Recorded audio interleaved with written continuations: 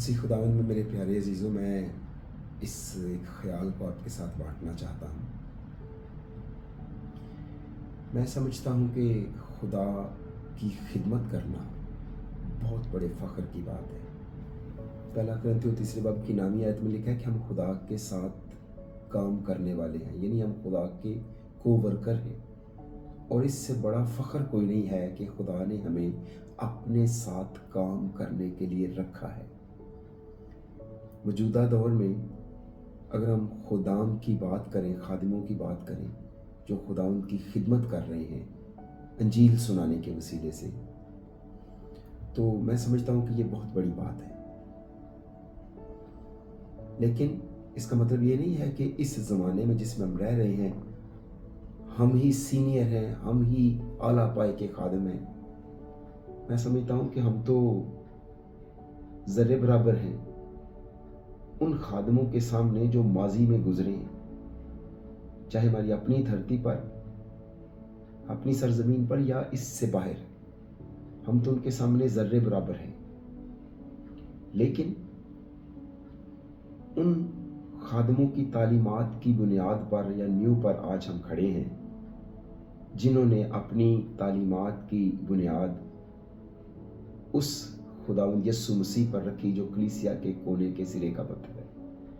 तो ये बहुत बड़ा एजाज़ है कि कोई खुदावंद यीशु मसीह का खादिम बने। और हाँ, इस दौर में आज बहुत से ऐसे नौजवान हैं जो खिदमत के मैदान में आना चाहते हैं और आ भी गए हैं। मैं समझता हूँ कि उनके लिए भी ये फ़ख्र का बायस है। लेकिन बाइबल मुक़द्दस फरमाती है कि कायन के जो लब हैं, यानी एक खादिम के जो लब हैं, वो मार्फत से लबरेज हों। मगर सवाल उठता है कि क्या जो आज नौजवान साथी मैदानी खिदमत में आ रहे हैं, क्या उनके लब मार्फत से लबरेज हैं? मैंने अक्सर देखा है कि आज इस दौर के अंदर एक नंबर गेम चल रही है, जिसमें हर खादिम अपने मेंबर्स की तादाद बढ़ाने के लिए कुछ ऐसे साथियों को जो स्कूल तक नहीं गए, जिनमें से अक्सर ऐसे हैं जो पास्टर को पोस्टर लिखते हैं या पास्टर को पेस्टर लिखते हैं, और उर्दू में भी बोले तो कहते हैं कि हमको खुदा ने पास्टर मुकर्रर किया है।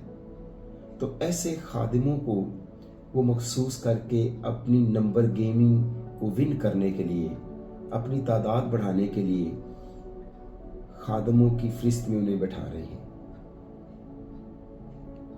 फॉर गॉड सेक, मैं ये अर्ज करना चाहता हूँ कि आप क्यू में लग जाएं। अगर आपको खिदमत का शौक है, लाइन में लग जाएं।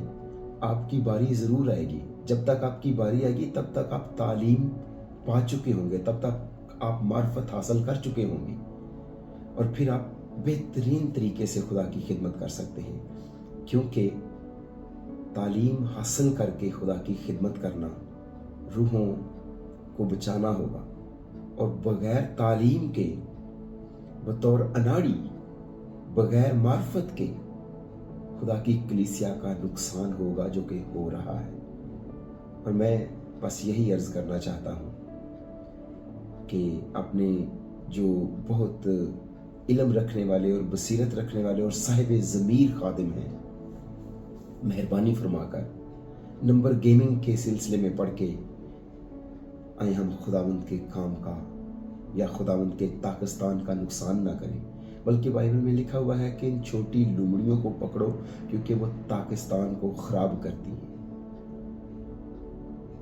मेरी इस बात का अगर मेरे किसी साथी को, किसी दोस्त को बुरा लगा हो तो मैं माजरत खा हूँ, मैं मुआफ़ी चाहता हूँ।